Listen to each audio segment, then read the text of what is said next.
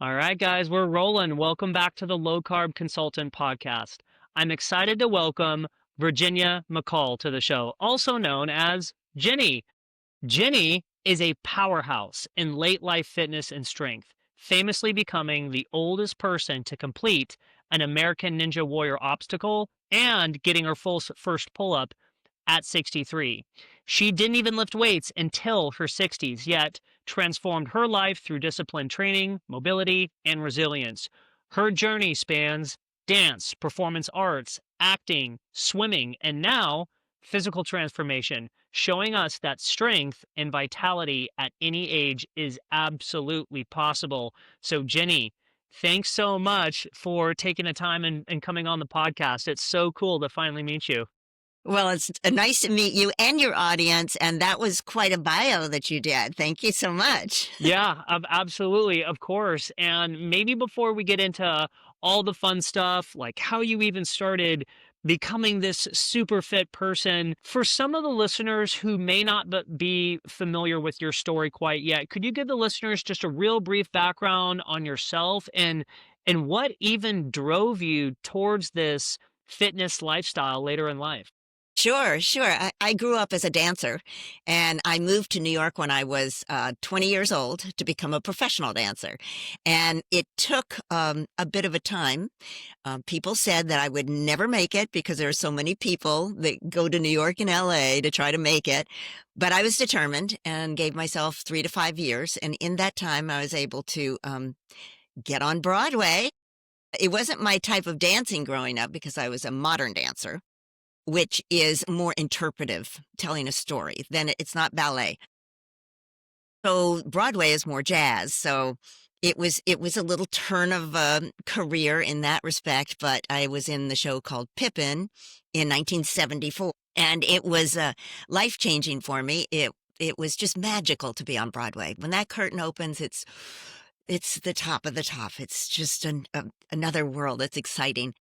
And I was able to understudy a lead role and go on for 2 weeks straight. So I was like walking down Broadway going, a lead in a Broadway show. From there, I actually transitioned over to TV commercials and did over like 100 local, regional, and national commercials, which are still on YouTube. This is in the 70s and 80s and into the 90s. And they're fun. We didn't have DVRs then, so people actually watched the commercials. But Yeah. things like Folgers and Wonder Bread and Sizzling and Jordache jeans, and I just enormous amounts of commercials, which are, like I said, they're on my YouTube channel, which are kind of fun. So cool. Yeah. So from there, I got married, had 2 kids, and in time that marriage that dissolved. And that was a really tough time in life. And the kids and I moved to what I call the wilderness, which was in the Poconos in Pennsylvania.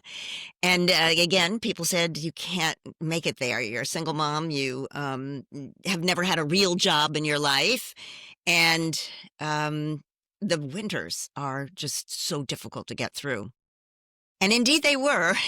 We went through the blizzard of 94 and 96 and had all sorts of obstacles that we had to deal with. But the kids didn't have social media or cell phones or computers or cable. So it was a different life than it is today. And I kind of liked it that way, as hard as it was. But time went on.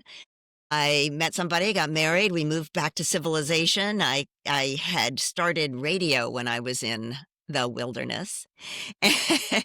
And I continued radio for 20 years.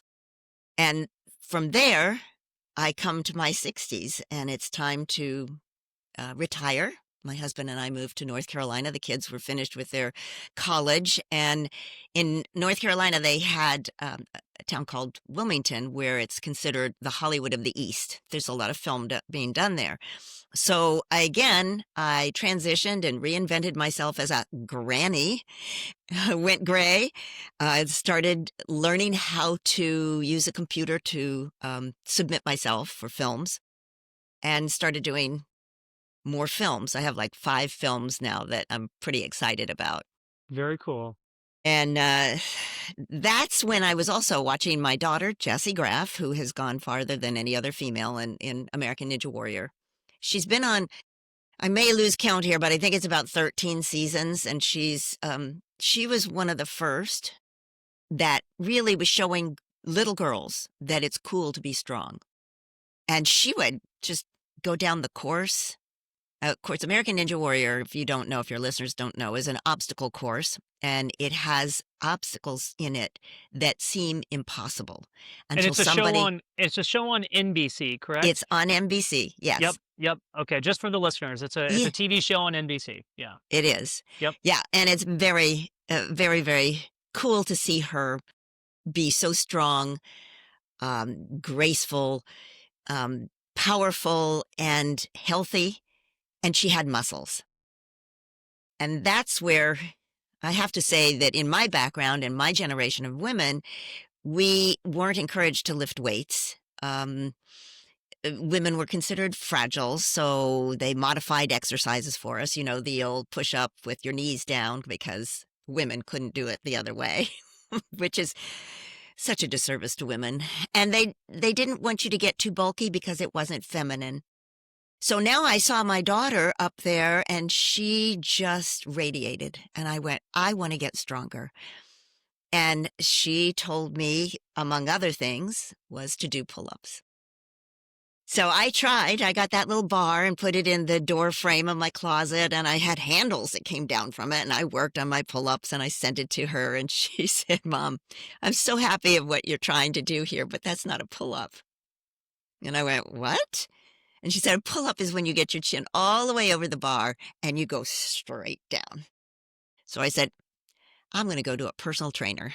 So I went to the trainer. I'm big on having goals. I really want to have goals. And I told him I want to go 5 pull-ups.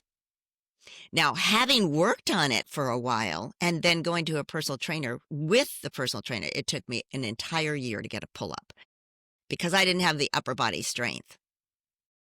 And you work on the whole body. And I've still tried to figure out why dance, I didn't have the upper body strength. I mean, it kind of frames your body. It's not like you're working to build muscle. So it's a very different kind of exercise or athletic ability. So, I mean, that's kind of the story. I was inspired by my daughter, and I have a lot of years leading up to this, but there was that period, like everybody else, when they have kids and they're driving them to all the classes and the sports, and you're just trying to make it through the day. Like that, I still had a little workout routine in the mornings. I'd get up early and do like a 20-minute, exercise thing just to maintain. Sure. I had to do 23 push-ups. I had to do 23 push-ups in that time. I saw it in a magazine somewhere that you were considered good if you could do the men's kind of push-ups. You could do 23 of them. So that was my goal. Very And I cool. did that every morning. So you could do push-it. You could do 23. You could do 23 standard push-ups. Before I even went to a Very personal cool. trainer. Yeah, Yeah. Well, it was okay. a goal. Yeah. The magazine said so. Yeah. So, I kept even during pregnancies, I did by record. If people even know what records, like, of course they do, because it's coming back, right? Yeah. It was by a record. It was Jane Fonda's pregnancy workout routine. So I would do that. So it's not, I think from dance, I had that discipline of movement, and that carried me through life. It's just, it evolved in different ways. Yeah, I was going to ask, and now it kind of sounds like to me, because of the dance background, that's what maybe framed your ability to kind of progress in this, almost calisthenics slash American Ninja Warrior type of working out. But was there ever like any point, maybe before you hired the personal trainer and started to do a pull up, was there at any point where you were just like, I think I actually have maybe a genetic thing, but maybe like a knack for some of this strength conditioning fitness stuff? Like, did that ever occur to you like in the younger years? Never in the younger years. And even when I went to the personal trainer, it felt very odd to me to be doing squats when I'm used to doing plies and relevés. I would always tell him it's a plie, and he goes, well, it's a different kind of plie, obviously, but seems so foreign to me. But I was determined to get those pull-ups. But in my early years, no. They didn't even have American Ninja Warrior back then. Got it. And so walk me through a little bit. Once we hired the personal trainer, how many years ago what was this at this point? When you hired the personal trainer and you wanted to get like the first pull up, or I think you said the goal was 5. Like how many years ago was that? Well, I was 63 and I'm 73, 10 years ago. I'm Okay. 73 now, just so you know. And still going strong. Still can get stronger, I think. Oh, absolutely. I mean, for anyone, I'm going to put your Instagram in the show notes so people can go and see some of the videos that you post. But it's absolutely crazy and phenomenal what you can do at 73. And I think it Thanks. just, yeah, and I just think it goes to show, like, if you're staying consistent, you're dedicated. And I want to get into kind of what you do for, like, your workouts, your recovery, all those types of things. But when did you start coming to the conclusion? Maybe it was after you hired the personal trainer, I don't know. But when did you start coming to the conclusion where you were like, okay, I'm going to make maybe working out and becoming and adopting this fitness lifestyle as like a daily habit? When did that happen?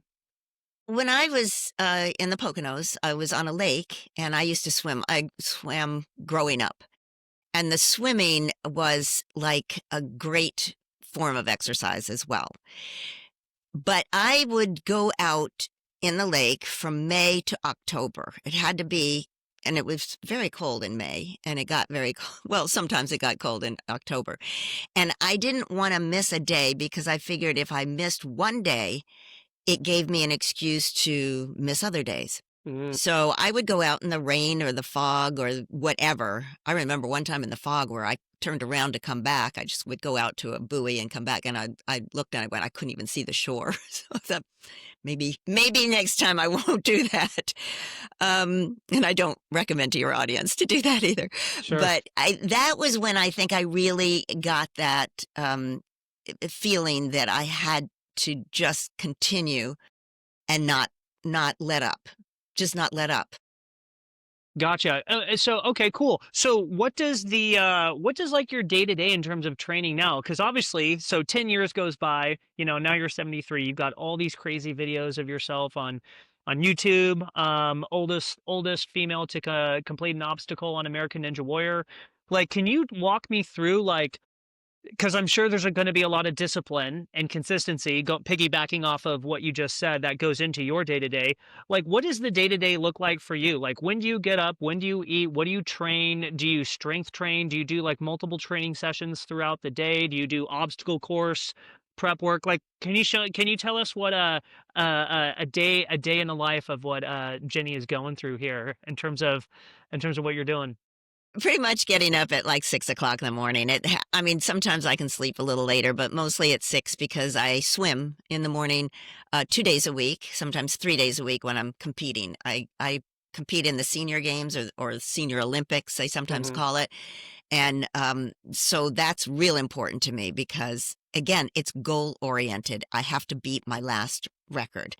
And that, which unlike American Ninja Warrior, that is age related. So it's every 5 years it changes. So you're dealing with people your same ages. But in American Ninja Warrior, they start at like 14 or 15 and it goes as far as you can possibly go. So I'm against men, women, teenagers, everything. Yeah. So that's a big difference. So the swimming is really important for my cardio. And that's where I figure, because it's an hour of straight workouts with a coach. I also do obstacle training twice a week as well, which a lot of it is balance oriented, which I recommend to everybody because the balance tends to go when you're like 40 years old. And if you fall and your bones are soft, then you can break a hip. Balance is important for everybody. In fact, I think they say on the internet, Mr. Google, Dr. Google, they say that if you're in your 50s, you should be able to stand on one foot for 40 seconds. And when you're in your 60s, for 20 seconds, and when you're in your 70s for 10 seconds. So I do that when I brush my teeth and stuff. So I mean, I just make exercise a part of every day. Yeah. So I do the swimming 2 or 3 times a week, the obstacle training, and then I have personal training 3 to 4 times a week, depending on what's going on. And at home, I do mobility because I tore my supraspinatus. It was a year ago, and I do a lot of mobility Okay. just to keep the joints strong. I kind of look at it as I want to make all the muscles around that be stronger so that I don't hurt my joints. And those are the first things that, are difficult when it comes to certainly Ninja Warrior when you're doing a lot of grabbing and holding. But in life itself, I mean, people have lots of knee surgery, hip surgery, shoulder surgeries, and I'm trying to prevent that. So, I mean, I kind of look at it as that's preventative every day. The stronger you are around those joints, the better you're going to be. What do they say? Moving parts. Keep the parts moving so the moving parts don't rust. Yeah. That's pretty much that. And then, sometimes I try to get back to yoga because yoga is one of those mobility. It's the classes that that help you with the breathing, that help you with just movement in general. And that's pretty much it when it comes to workout routines. It's a lot preventative. Yeah, so it sounds like you're weaving in a lot of flexibility, balance, mobility, some strength training, some body weight work, and it sounds like you're doing something probably every single day. I try to take one day off. Yeah. And sometimes that may be when I'm flying someplace, but it may be when I'm just doing laundry and whatever. Yeah. But even so, I do try to do, some grip. I think grip strength training is really important for opening jars and independence and, Sure. keeping it's actually a biomarker of health. So the grip, the ankle, I do the sauna after working out as well and then in that time I do ankle exercises because I want my ankles to be stronger. And just recently I've started really trying to work on the toes as well because toes are very important, believe it or not, to grab a hold. If you step off of the curb and, you roll your ankle or something, you want that ankle, you want the toes, you want the foot to be able to catch you before you fall and hurt yourself worse. So like I said, that's a lot of preventative things that you have to do, like brushing your teeth every day. It's like if I don't move my joints at age 73, they're going to be real stiff. In fact, I get out of bed in the morning, it's like, oh. Yeah. Well, it's funny. Like I'm standing here chatting with you. Like I've got a standing desk, and what's funny is, so I'm 40. But what I notice is, if there is a day that goes by where I don't do something active, I stiffen up at 40 relatively quickly. So, like, I can't sit down. Like, I have my office chair, like, over in a corner. I You see know what I that. mean? Yeah. Yeah, and I stand up, but, like, it kinda keeps me moving. I shift my weight back and forth, and I don't stiffen up. The longer I sit, the more I stiffen up. The more that I stand and move around, the better I feel, and the more consistently I'm working out, the easier I'm kinda getting out of bed in the morning. But when I start slacking off, and sometimes that does happen with me, I'll notice I'll get stiffer quicker, you know? It's true. And the more you sit, I mean, that's your hip flexors and such. And they say, to get up every 30 minutes and walk around. But if I'm sitting for a length of time, I try to stretch those muscles out as well, because again, it can really cause back problems and all sorts of things if you don't. Absolutely. And I just had a quick question here. I can see your shoulder and your bicep. You're You can? ripped. Yeah, you're absolutely ripped. What? Just out of curiosity, what is it? What does your diet look like, Jenny? Can you take us through, or take the audience through, like, what your day-to-day looks like in terms of eating, protein, the macronutrients, calories? Because, I mean, obviously you are in fantastic shape and Thank ripped you. for your age. I Thank think you so everyone much. wants to know what you're doing.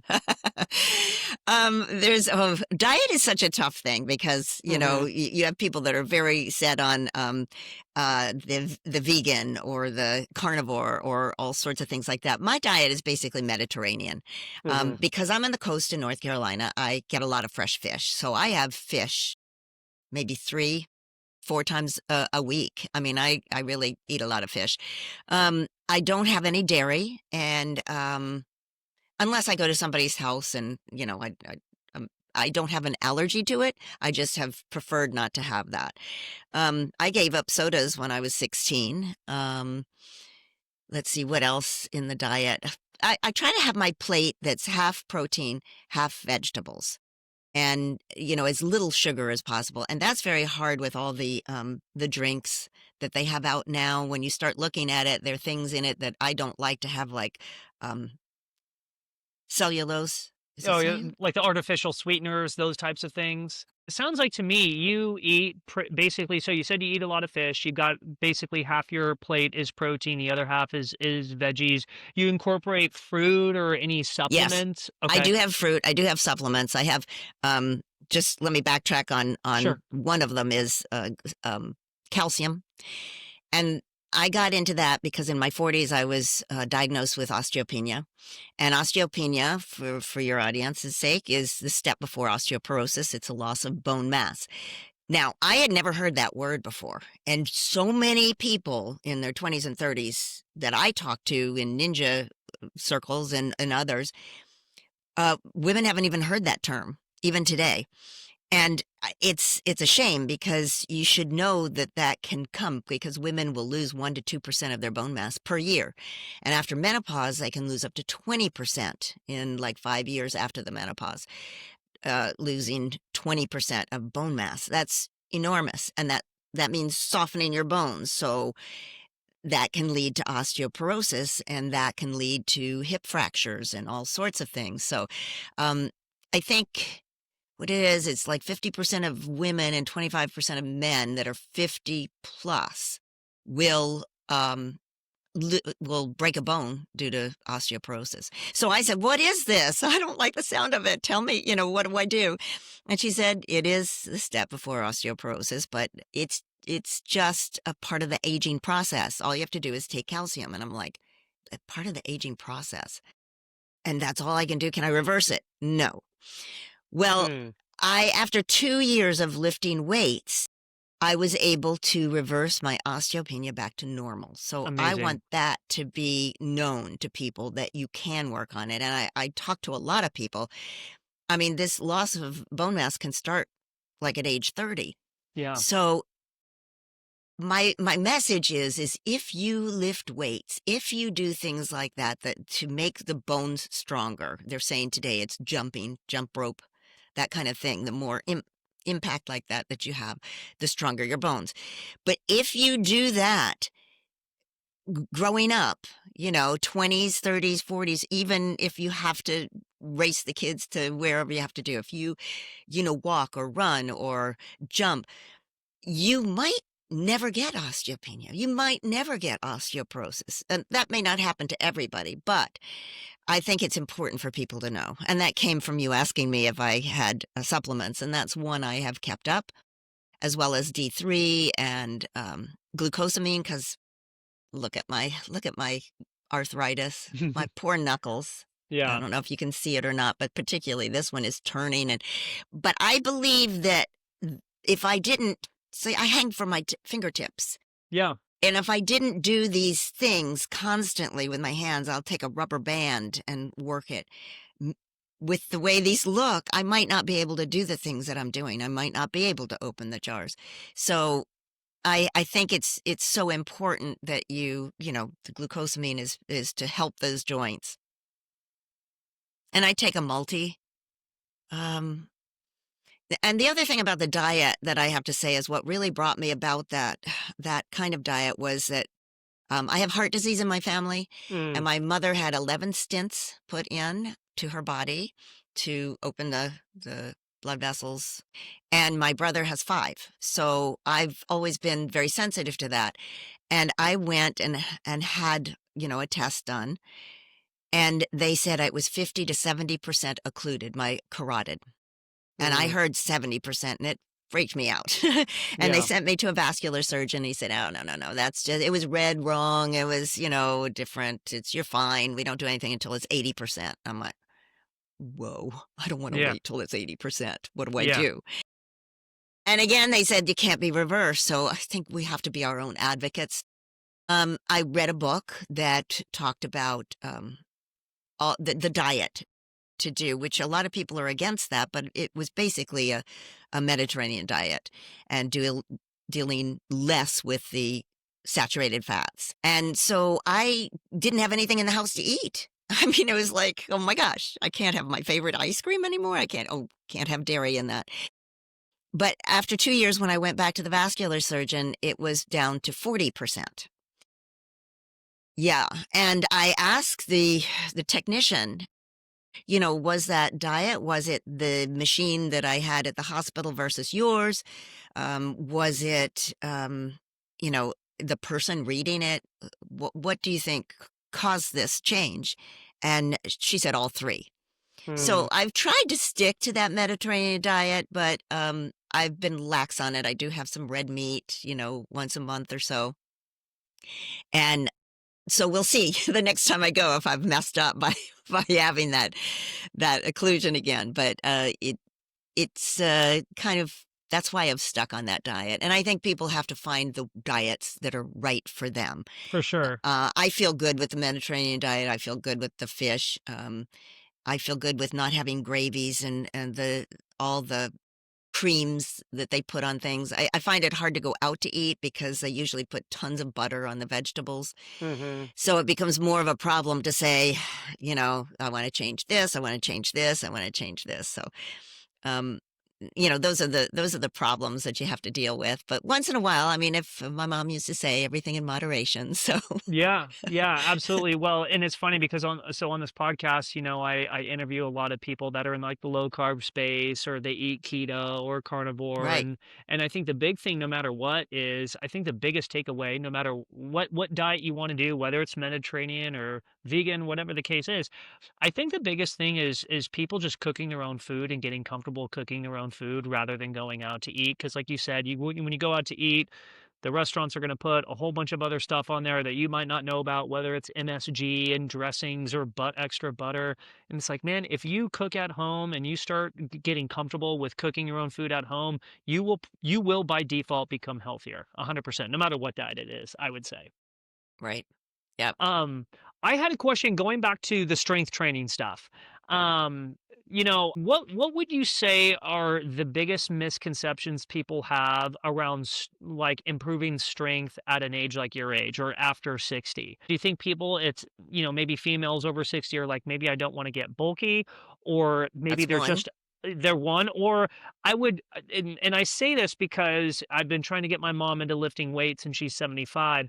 I think with especially women that might be a little bit older, there's a little bit of a hesitation or around just going into a gym. It can be a little overwhelming, overbearing. What do you think the biggest misconception is people have with just getting stronger after 60?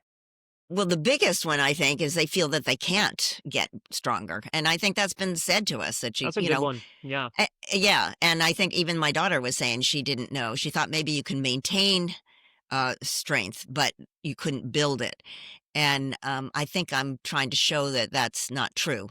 That's one of the biggest things. I think that people are afraid of getting hurt, which is why I went to a personal trainer because I didn't know how to lift weights. And there are so many people that I see in classes that are doing things not correctly, and it's important to get the proper form. So you can get hurt, and people do. There's lots of sports injuries that happen, with pickleball ball coming out so strong now too. Is Yeah. that um, so? I think there's a fear of hurting yourself and having the time to recover or not wanting to, so you just stay away from things like that.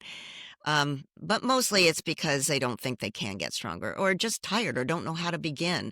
And I always tell people to start with walking Yeah. because if you start with walking and get a buddy, because you can make it fun and talk while you're doing it. And if you walk for 2.5 hours a week, that can cut heart disease. Start with 3 days a week doing 20 minutes each time, and then just build it up. Try to get it to 5 days a week, 30 minutes a time, and, try to walk a little faster. And, you can slow down, then walk faster to get your heart rate up. So that's a real easy way to get started. And so important because, again, you're building your bones too. And then I would take classes or a personal trainer if you can possibly do it so that you have good form. I see big thing right now is I see a lot of rolled shoulders and the heads that we're looking at our computers. And I'm sure I've been doing that this since we've been here too, is every, your head weighs about 10 to 12 pounds, and every inch you go forward is another 10 pounds on your neck. And so it's so important to, stretch that out too, if you've been sitting for a long time.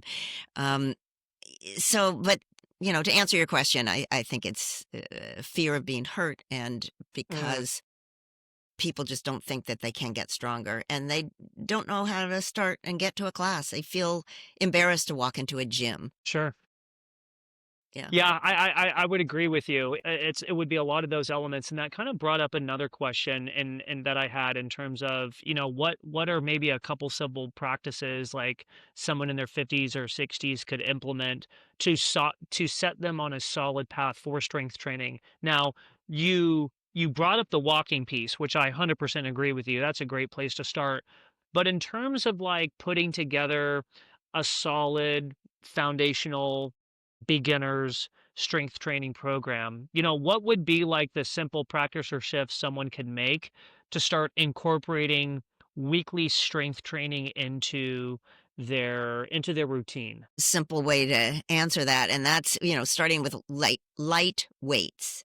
And first of all, there are a lot of online things that are helpful too, but I'd start with light weights, and I'd do like 12 to 15 reps, and I do 3 sets of that. So if you're going to just lift weights laterally, or what I call jumping jacks, or what I call I's or Y's, you can work on things like that. That's great for your shoulders. And you don't want to go to the next weight until this is so easy. You got your 15 3 sets of, and it's just too light for you, then it's time to move up to the next one. So you have to take baby steps, certainly when you're older, because you have to get your body used to it. So that's kind of the way I do that. I try to do push days, pull days, and leg days.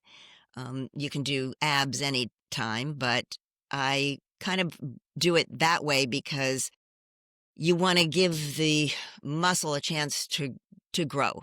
Yeah. You can be working against yourself if I did pull-ups every single day. You could be, keeping yourself from getting stronger, or it takes longer to get stronger if you're going to go that route, because you have minuscule tears in the muscle when you're working it out. So I can see that you know what I'm talking about. And Yep. so you want the muscle to build. Yeah. So that's why I switch it out of which I do. I mean, some people do, maybe 3 times a week, but they do the whole body. And that would be fine too, as long as you give the muscles a chance to grow and have that day.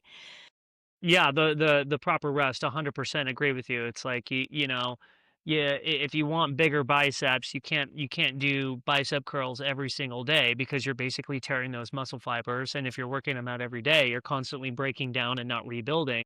You're not going to get bigger biceps, and that goes for any other muscle. Yeah, you said that better than I did. It took longer. No. No worries. And well, one thing I wanted to touch on here, because I think just watching some of the videos that you have, I mean, you are so incredibly strong in terms of like the pull-ups, the hangings, the swinging, and I think I saw somewhere that you can do 17 pull-ups. Is that accurate? That's accurate. That's my best. That's Yeah. your best. The trouble is if you don't do pull-ups, regularly, then Yeah. you kind of go back a little bit. But yeah, that's the top I've made, and I really want to get to 20. So That Um, is that is so cool. And the reason why I ask is so pull-ups are my favorite exercise. If I could do maybe two upper body exercises for the rest of my life, it would be a pull-up and a dip. That would be it. I think the pull-up and the dip is basically the squat and the deadlift for the upper body. But like pull-ups are by far my favorite because I feel like if anyone made the goal to just be able to do 10 pull-ups, imagine the physique that they would have if they could do 10 pull-ups, right? You would have a strong, all put together upper body physique, whether you're male or female. So it's like I think anyone should strive to be able to do 10 pull-ups, 10 dips. What was so the progression path? Because at the very beginning, where we're talking about your original goal when you hired that personal trainer, you wanted to do 5 pull-ups, I believe you said. Now it's 17. Did you put together, and you were also talking about earlier, taking baby steps when you're training.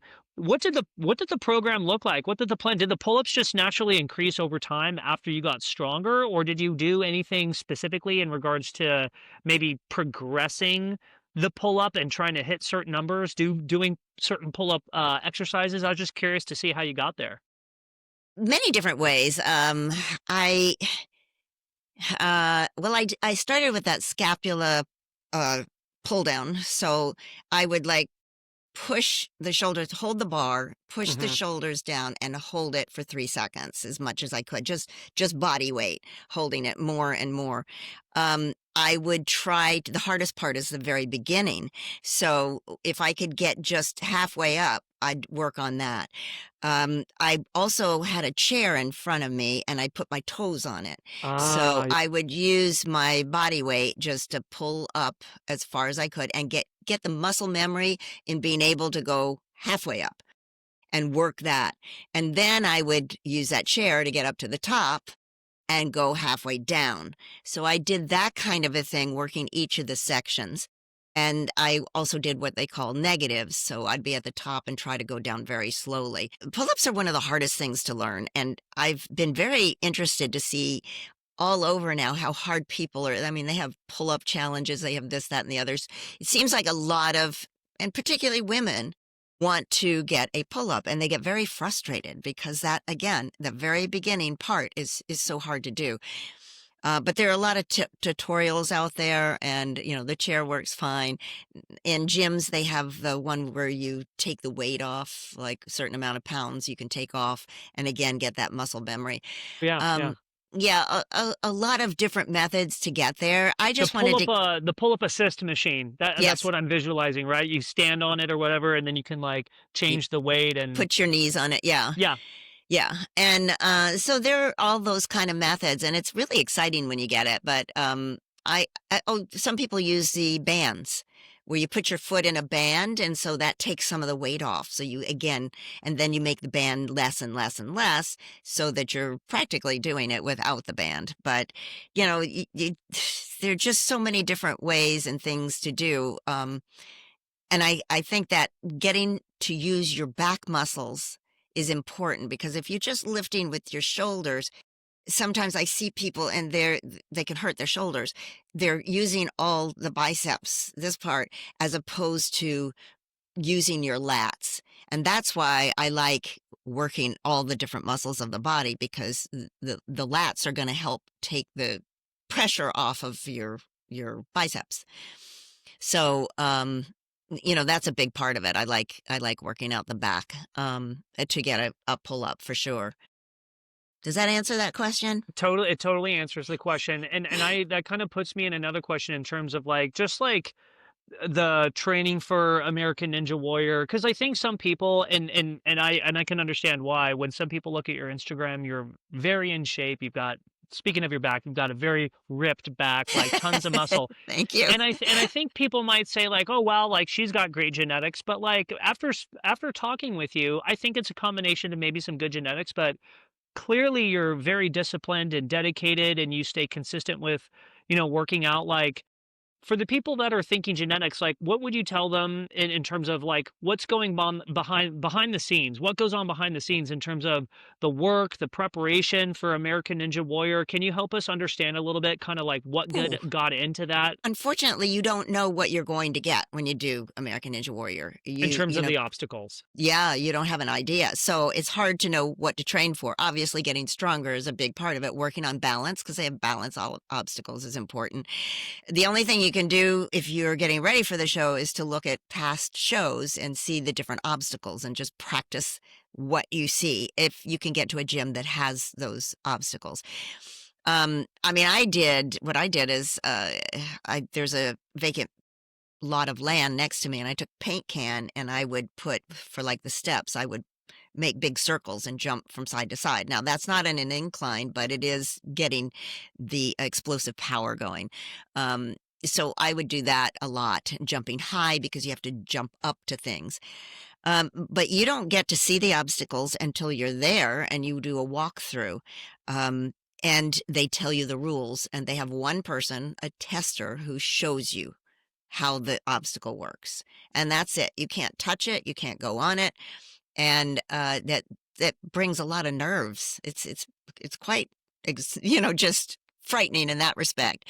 Um, so then you usually shoot in the middle of the night, like it's starting at 9 o'clock, 8 or 9 o'clock, when it's dark, because they use lights and Yeah. they can, determine how the lights are going to work. You can't determine during the daytime with the clouds in and out and all that.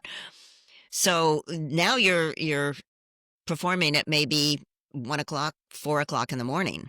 Wow. Yeah, so you can be there for a long time before it's your time to run. So all those things, like when do you eat, when do you warm up, when do you do this? It's like, should I just take a nap? Or can't take a nap in that environment. But that's pretty much the story. Is that it's just it's certainly frightening in some senses and exciting in other senses, but it's not like a rehearsal like I used to have in Broadway. You do the same steps every single night. You do the same song and the same words, and you rehearse and rehearse and rehearse. Same thing with dance. You have routines that you practice until they're perfect, and then you can go out and perform them. So it's it's frightening. Not like a podcast where I don't know what you're going to ask me, and I have to, I have to make sure I know what you asked. Yeah. But it's like just, oh my gosh, can I do this? Yeah. So I think I was pretty brave to go out there. But one thing about it that I want to talk about too is the very first time I did it, I was green. I could only do like 1 or 2 pull-ups. And they kind of convinced me because I'd done a segment with my daughter on just a mother-daughter workout for her hometown story. And so they kind of said, you should submit. You submit a 3-minute video of showing personality and skill. So I did, and I got the call, and I'm like, what do I do now? Jesse says, well, you better get to a regional competition just so you can get used to doing, obstacles in a row. And so I did that. And then I find myself on the stage and they're doing the countdown, and I'm looking at these steps that are on an incline, and they're far apart and it's over water and the lights are shining in my eyes. And I'm like, oh my gosh, what have I done? And they go 3, 2, 1, and off I go to the first step. And then I go to the second step and splash, You fell slipped in? right off the step, went into the water. And I was like shocked. I remember thinking so clearly as the bubbles are coming out, like, what happened? How did I do this? It can't be. That can't have happened. And I was devastated. I had let down my family, my daughter, my every senior in the entire world. And it just hurt so bad. And my husband said to me, well, you'll do it again. And I'm like, what? Are you kidding? Why would I put myself through that again? And he goes, because you can do it. And my daughter said, don't let one fall define you. Get up. You can get up and train more and just keep going. Or, you can have a nice life. You're in retirement, enjoy, Yeah. paddling, swimming, whatever you want to do. So that really, set me off to try again and get up and train harder. And so that's kind of been what I've always done is like, I have a lot Hmm. of fails. But when you get something, it's such a sense of accomplishment. Like if you can get through an obstacle when I'm practicing someplace, it's like, oh my gosh, I thought that was impossible, but I just did it. I can hang from my fingers and do the cliffhanger. And it's exciting. It's exciting to get it. So anyway, at season 15, I was able to get through that first obstacle, but it was a different one. They tricked me on that. They pulled out a whole new brand new obstacle for the first one, but I got through it and I got to be the oldest person to complete an obstacle. So that was pretty exciting. That is so cool. It was cool. And after that, it wasn't because of American Ninja Warrior, although that played into it. I got the Guinness uh, world record for being the oldest female ninja competitor in the world. And I'm like, what? How can it in the world? And I mean, that was just mind blowing. And they put my video in their press pass and it went to all the countries. And so I started getting calls from magazines, newspapers, podcasts, and the like TV stations to talk to them in Russia, China, Australia, Mexico, Canada, India. I mean, it was just amazing the amount of people that I could send my message to. You can get stronger as you it's older as you get older. It's better for your health for many different reasons, not just your bones, but your muscles and your brain and balance and all these different things. So I can get that message out to people like what I want to do to your audience. Like Hmm. it's so important if you want to have independence to go up and down stairs, to get up and down out of a chair, if you fall, to be able to, get up on your hands and knees and stand up, to lift up your kids and your groceries and put your groceries away in the cabinets. It's so important to remain and get strong. Muscles are the organ of longevity.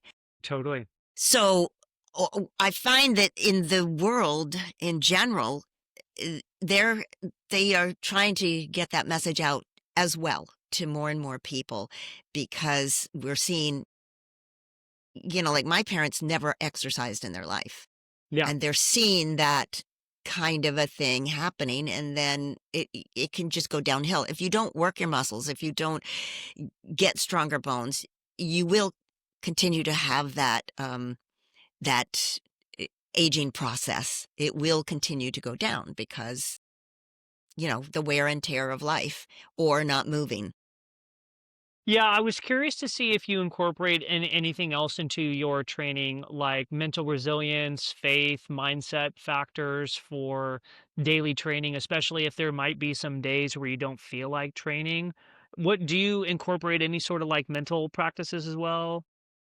I do. I think that, the muscles here are just showing the hard work, Hmm. but it's the mental that keeps you focused. So I try to, and I don't always succeed at it, but I really try to get that focus in hand. And I do have a good bit of faith that Hmm. I work on, and I know that I have to make good choices, and I have to know that when my arm is starting to hurt that I should stop. So Hmm. I have a lot of that mental fortitude. I try to um, be honest with myself, in terms of when you're getting sore to stop or what I can accomplish and focus on, the progressions. I've got to be able to jump and fall down on a mat and know how to fall down. Then I maybe jump and touch the obstacle. So I take my time with it. Um, but there's a lot of negativity. I find like when I'm swimming, I'll be exhausted. I mean, it's an hour of constant swimming, and I'll be thinking as I'm swimming down there, and I go, okay, I can get to the end, and I'll just stop on the wall. I'll just stop and rest. But then I see the other people going, and I'm like, they can do it. I should be able to do it. which is what I'm hoping your audience will say too. Hey, if she can do it at 73, I can do it. Um, Absolutely. so I have to constantly going, I can do this. But those mental negativities that come in that you can't, you're too exhausted. Is my chest hurting? No, that's not hurting. I'm not dying yet. Let's just see if we can do it again. But it's like this constant mental talking to myself. Okay, let's think about this particular thing, where my head is. Let me talk about how many breaths I'm taking. Let me go slower and longer reaches on the swimming. In everything that I do. And failure is very hard to take too. So if you can't get it, I get frustrated and I have to go, look how far I've come, step by step. Mm. Let's go back. Let's do this and take my time with it, particularly as you age. You don't want to hurt yourself. So I find negativity is the hardest thing to overcome because we just tell ourselves the worst things all the time. It's a We constant battle with, I always say it's a little devil over here and it's Yeah. the angel over here, and the devil is saying, you can't do this, you can't do this. Oh, yes, I can. Yes, I can. Yeah, no, that's really what life is. I had a doctor I was speaking with. Her name was Dr. Sarah Zaldivar, and she does a lot of like dopamine and brain lectures and those types of things. But she was basically just saying like your entire life is like a large tug of war with your brain, Yeah. right? Yeah. And doing a lot of the things that your mind or your brain tells you that your body cannot do, and that's all life is. It's just trying to win the tug of war and basically the battle with your brain Yeah. and Yeah. your brain telling you you can't do something. Yeah. And Yeah. I was like, yeah, you know what? That really is accurate. Yeah, it is. Yeah. I kind of look at it as hurdles that, Yeah. there's an obstacle there and you keep, depending on what you're doing, but, you're just trying to like get over this hurdle and then here comes another one to Yeah. try to get over. But yeah, I mean, it's mental strength is huge. You just, you get up in the morning, you're like, no, I don't feel like going to that class. It's like you have to decide the night before, like, this is what I'm doing. These are the clothes I'm wearing. I'm going here no matter what. But it's very easy to say, no, not today, or it's raining out, or it's this. And you have to like stay on top of it and go, yes, I can do this. Yes, I can. Yeah, I would 100% agree with you. And what's wild here too, Jenny, is we're almost coming up here on time, and I want to be respectful of what you got going on for the rest of your day. I had some rapid fire questions that I Oh, sometimes like to get into that are fun. Don't worry, they're fun, but I like to get into this at the end of some of the podcasts with the guests. So I got a question here for you. What's the biggest myth about aging and strength training that you feel you've proven wrong? that you can get stronger as you age. Yeah, well said. What would you say to someone who thinks they're too old to start? Well, I say you're never too old and it's never too late. One little aside here is that there was a study done of 90-year-olds, and over 8 weeks, they worked on resistance bands for their legs. And after the 8 weeks, they had gained 174% more strength in their legs. No And way. those are 90-year-olds. When I do swimming competitions, I see people in their 80s and 90s diving off the block, doing flip turns, and I am so inspired by them that I see that there are so many things, and I think it is turning around for seniors. I see more and more people that are getting into it. Yeah, very cool. Agree. What's the hardest part about training later in life that nobody talks about? Well, they probably do talk about it. If it's injuries, yeah. It's Yeah. it's it's not doing the progressions. It's like, oh, I can do that, and they jump or do something, and then they fall the wrong way, or they don't have a mat, or it's like you've got to take the baby steps and the progressions. So you don't want to get injured, Baby steps. Got it. and you want to strengthen the joints. Oh, 100%. Agree. What daily habit has made the single biggest difference in keeping you strong and mobile after 70? Consistency. Consistency. Yeah, yeah. I think you have to form a habit. Mm. A habit, you brush your teeth every day. That's the biggest habit that I think of right now, but it's like, it's just a part of your life. You Yeah. form a habit, you're consistent, you are determined, and you set a goal. I think goals are important. Yeah, I would agree with you. And I'm like we were chatting offline. I used to own a gym. I'm a big workout guy. I work out every single day in my garage. And it's not necessarily about looking good and having any sort of muscles. For me, it's like a therapy session, to be honest with you. I've got to go into that garage every day in the morning and just kick my own butt a little bit, and then I feel so much better about, what I've got going on the rest of the day. But what I've realized now is, my wife will make comments about like, "Oh, I wish I could be as disciplined as you are with the workout stuff." And it's like at this point it used to be discipline. At this point it's habit. Like it's like just like brushing my teeth, making the bed, taking a shower, all the normal stuff. It is like what I do. And I think if people strive to make it that sort of a habit that they do just as regularly as brushing your teeth, you will see great strides. No, It's 100%. exercise for life is what it Yes. is. Yeah, Yeah. yeah, and those habits are really, that's a good habit to have. It also gives you more confidence. You really gain confidence from getting stronger because Totally. you can do these things, you know? Totally. And not just the confidence of getting stronger and not to like, talk about the looks stuff too much, but like, you do feel more confident when you have some more muscle mass, your body composition is changed a little bit, you have more lean mass rather than fat mass. Like there is a confidence to looking good that comes along with that as well, I would say, for sure. Yeah. Yeah, and that was my beginning thing. It wasn't weight, it wasn't diet, it wasn't anything. My beginning thing is I just wanted to get stronger. Yeah. That was it. Very good.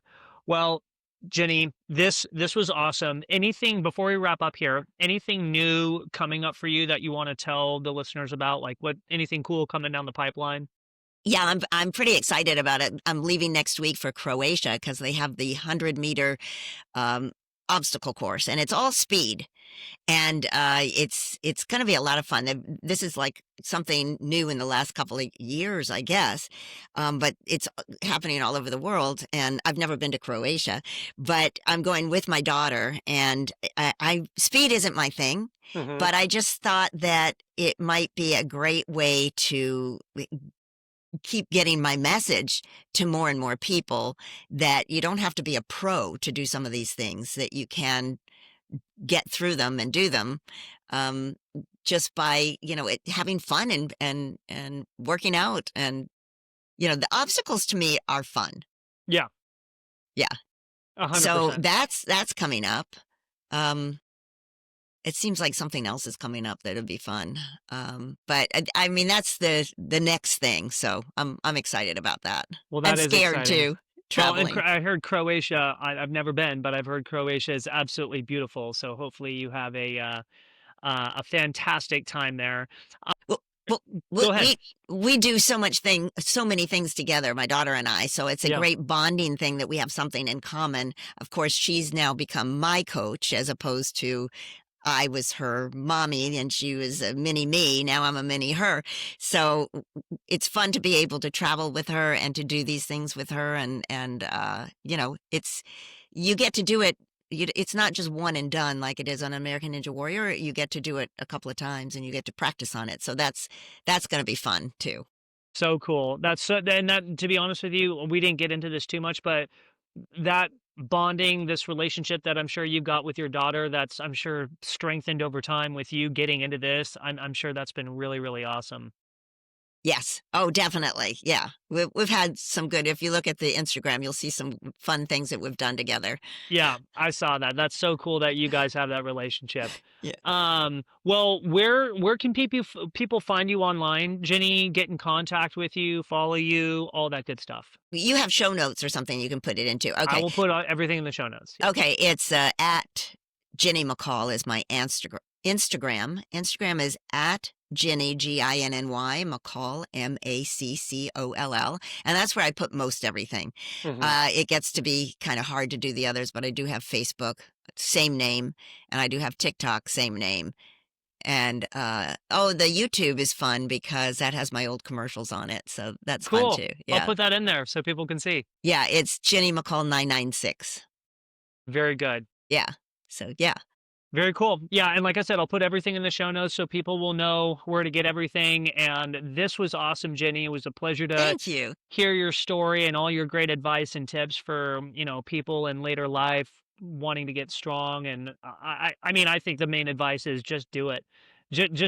Just hit the gym and do it. Don't be afraid. You Yeah. got that area in your brain that's telling you that you don't need, you're too old or you can't do it, but don't listen to that part of your brain. No, and it's getting rid of those stereotypes. Those are stereotypes, like a Hmm. woman can't do a pull up or a woman can't do a push up. I mean, yes, they can. They just were told that they couldn't or they shouldn't. So you have to get rid of those. You can get stronger with age. You're not going to get too bulky. Yeah. So anyway, Awesome.